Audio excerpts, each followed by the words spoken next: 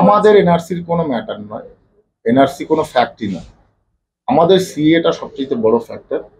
কারণ আমরা যারা নিপীড়িত মানুষ, প্রতারিত মানুষ, তাদেরকে ভারতবর্ষে নাগরিকত্ব দেওয়ার কথা আমরা প্রতিশ্রুতি দিয়েছিলাম এবং সেন্ট্রাল গভর্নমেন্ট বিজেপি সেটা পালন করেছে। আমি ধন্যবাদ জানাই মাননীয় গৃহমন্ত্রীজি, মাননীয় প্রধানমন্ত্রীজিকে, যারা তাদের মানে অক্লান্ত পরিশ্রমের মাধ্যমে সেটাকে আজকে পাশ করিয়ে ইমপ্লিমেন্টেশন করিয়েছে।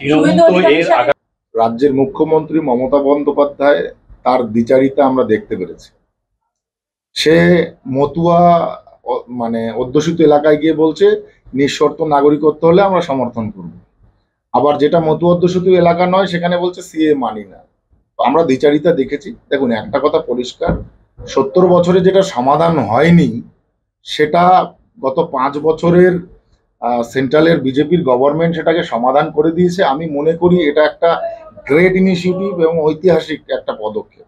তো এটা করতে হলে অবশ্যই এনভায়রনমেন্টাল এবং পলিটিক্যাল এবং ধর্মীয় সমস্ত কিছুকে চিন্তা ভাবনা করে এটাকে ইমপ্লিমেন্ট করা দরকার ধীরে ধীরে।